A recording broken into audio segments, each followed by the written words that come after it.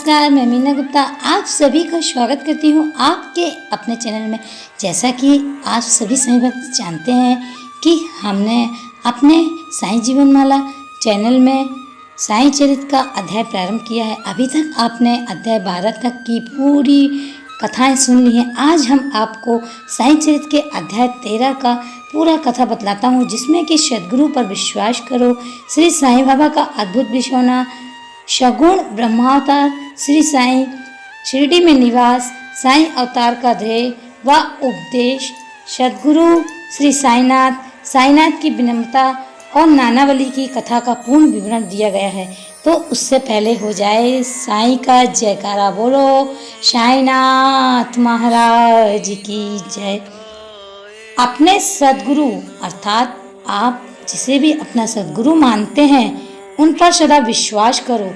जब कोई विश्वासघात करता है तो विश्वास टूटता है, पर मालिक पर सदा विश्वास करना। मालिक के विश्वास को टूटने मत देना।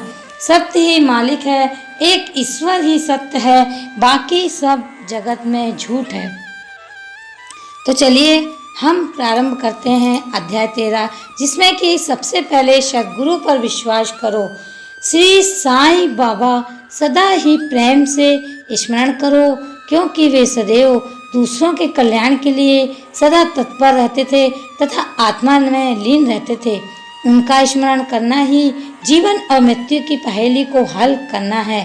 जब तक इंद्रियां बलवान हैं, क्षण क्षण इस साधना को आचरण में लाना चाहिए। अन्य सब देवी देवता तो भ्रमित करने वाले हैं, केवल गुरु ही ईश्वर है। हमें उनके ही पवित्र चरण कमलों में श्रद्धा रखनी चाहिए।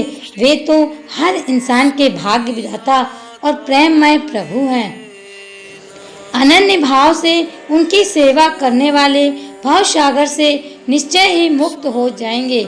न्याय अथवा मीमांसा या दर्शन शास्त्र पढ़ने की भी कोई आवश्यकता नहीं है।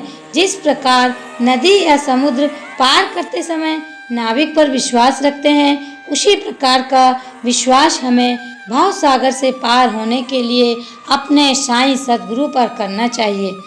अब हम बतलाते हैं श्री साईं बाबा का अद्भुत बिछौना।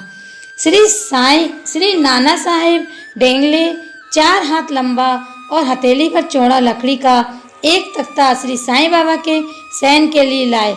बाबा ने पुरानी चिंदियों से मस्जिद की बल्ली से उसे झूले के समान बांधकर उस पर शयन करना प्रारंभ किया।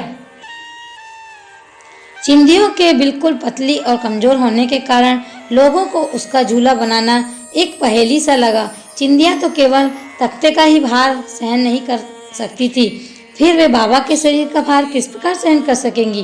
परंतु यह तो बाबा की एक लीला थी, जो फटी चिंदियां तख्ते तथा बाबा का भार संभाल रही थी। बाबा को तख्ते पर बैठे या शयन करते देख सब आश्चर्यचकित थे कि बाबा किस प्रकार तख्ते पर चढ़ते होंगे और किस प्रकार नीचे उतरते होंगे। परंतु यह समझने में कोई भी सफल ना हो सका और इस रहस्य को जानने के लिए भी उत्तरोत्तर बढ़ने लगी। इसलिए बाबा ने एक दिन तख्ता तोड़कर बाहर फेंक दिया। यद्यपि बाबा को अष्ट सिद्धियां प्राप्त थी, परंतु उन्होंने कभी भी उनका उपयोग नहीं किया और ना कभी उनकी ऐसी इच्छा ही हुई। सगुण ब्रह्मावतार श्री साईं। देखने में तो श्री साईं बाबा 3.5 हाथ लंबे एक सामान्य पुरुष थे, फिर भी प्रत्येक के हृदय में विराजमान थे। वे निराशक्त और स्थिर थे, परंतु जन कल्याण के लिए सदैव चिंतित रहते थे। भक्तों के लिए उनके हृदय में परम शांति थी, परंतु बाहर से वे अशांत प्रतीत होते थे। भीतर से वे ब्रह्मागानी, परंतु बाहर से संसार में उलझे दिखाई पड़ते थे। वे गंभीर, शांत और सहनशील थे। वे सदा दृढ़ और आत्मलीन रहते थे और अपने भक्तों का सदैव ध्यान रखते थे। वे सदा एक आसन पर ही विराजमान रहते थे। वे कभी यात्रा पर नहीं निकले। उनका दंड एक छोटी सी लकड़ी थी, जिसे वे सदैव अपने पास संभाल कर रखते थे। विचार शून्य होने के कारण वे शांत थे। कांचन और कीर्ति को भी कभी चिंता नहीं की तथा सदा ही भिक्षावृत्ति द्वारा निर्वाह करते रहे। अल्लाह मालिक सदैव उनके ओंठों पर रहता था। शिरडी में निवास। श्री साईं बाबा के माता पिता तथा उनकी जन्म तिथि का ठीक ठीक पता किसी को भी नहीं है। तो भी उनके शिरडी में निवास के द्वारा इसका अनुमान लगाया जा सकता है। जब पहले पहल बाबा शिरडी आए तो उस समय उनकी आयु केवल 16 वर्ष की थी। वे शिरडी में 3 वर्ष रहने के बाद फिर कुछ समय के लिए अंतर ध्यान हो गए। कुछ समय बाद जब औरंगाबाद के निकट में प्रकट हुए तो चांद पटेल के साले के लड़के की बारात के साथ पुनः शिरडी पधारे। उस समय उनकी आयु 20 वर्ष की थी। उन्होंने लगातार 60 वर्षों तक शिरडी में निवास किया और सन 1918 में महासमाधि ली। इन सभी तथ्यों के आधार पर कहा जा सकता है कि उनकी जन्म तिथि 1838 के लगभग थी। अब हम बतलाते हैं आपको साईं अवतार का ध्येय व उपदेश।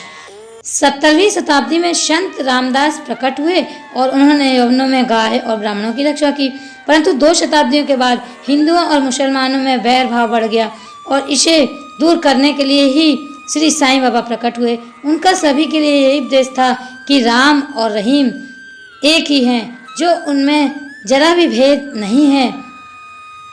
फिर तुम उनके अनुयायी होकर क्यों परस्पर झगड़ते हो? अज्ञानी बालकों, दोनों जातियों एकता साध कर और एक साथ मिलजुल कर रहो, शांत चित्त से रहो और इस प्रकार राष्ट्रीय एकता का ध्येय प्राप्त करो।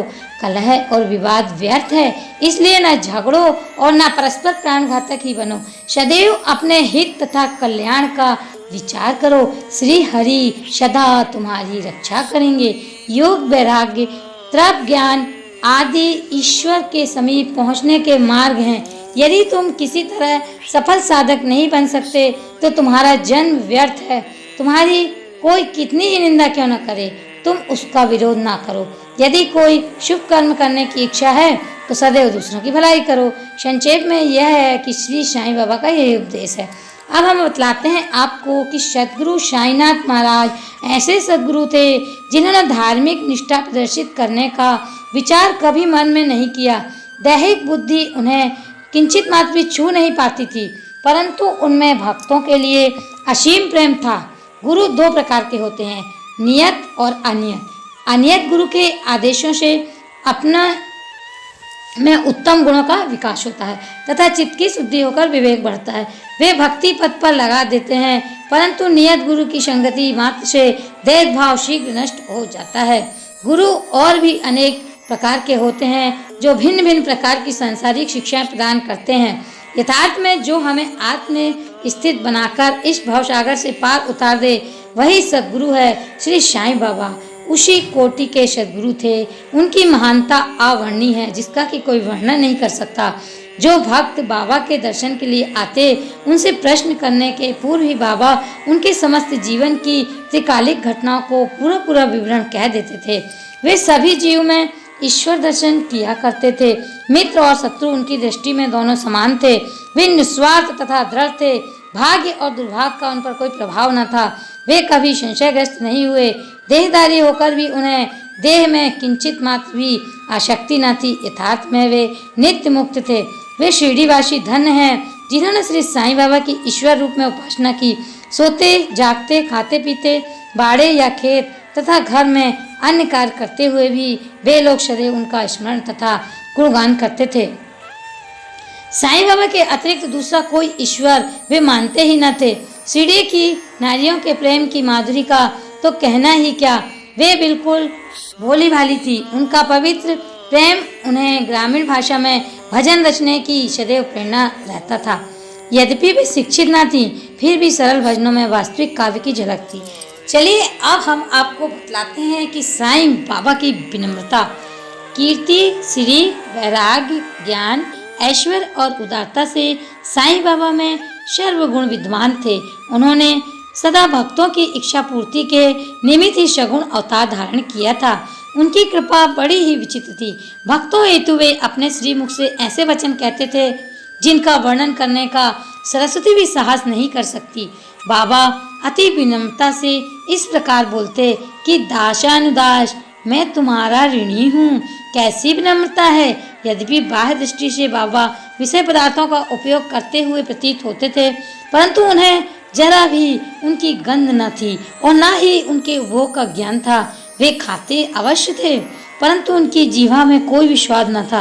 वे नेत्रों से देखते थे, परंतु उस दृश्य में उनकी कोई रुचि न थी। काम के संबंध में वे हनुमान के पास अखंड ब्रह्मचारी थे। उन्हें किसी पदार्थ में भी आसक्ति नहीं थी। वे शुद्ध चैतन्य स्वरूप थे, जहाँ समस्त इच्छाएं, अहंकार और अन्य चेष्टाएं विश्राम पाती थी। नानावली की कथा। शिरडी में नानावली नाम का एक विचित्र व्यक्ति था। वह बाबा के सब कार्यों की देखभाल किया करता था। एक बार जब बाबा गद्दी पर विराजमान थे, वह उनके पास पहुंचा। वह स्वयं ही गद्दी पर बैठना चाहता था, इसलिए उसने बाबा को वहां से हटने को कहा। बाबा ने तुरंत गद्दी छोड़ दी और तब नानावली का वहां विराजमान हो गया। थोड़ी देर वहां बैठकर वह उठा और बाबा को अपना स्थान ग्रहण करने को कहा। बाबा पुनः आसन पर बैठ गए। यह देखकर नानावली उनके चरणों पर गिर पड़ा। इस प्रकार अनायासी आज्ञा दिए जाने और वहां से उठाए जाने के कारण बाबा में किंचित मात्र भी अप्रसन्नता की झलक न थी।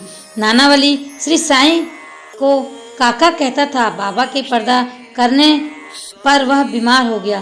13वें दिन बाबा की सेवा का भाव रखते हुए गुजर गया। इस तरह साईं का 13 अध्याय पूर्ण हुआ। अगले अध्याय में हम साईं चरित्र के अध्याय 14, जिसमें कि साकार ब्रह्मा, श्री साईं, डॉक्टर पंडित की भक्ति और अनेक घटनाओं का वर्णन करेंगे। लिए यदि आपने हमारे चैनल को सब्सक्राइब नहीं किया है तो शीघ्र ही सब्सक्राइब कर लें और बेल आइकन को ऑन कर लें। इस तरह के साईं बाबा की कथा और चमत्कारों का भंडार भरा है साईं चरित्र में। यदि आपने अपने जीवन से कुछ समय साईं जी के लिए निकाला तो साईं जी भी आपकी चिंता करेंगे, वो भी आपके लिए कुछ समय निकालेंगे और आपको जीवन में सफलता ही सफलता देंगे। जय साईं।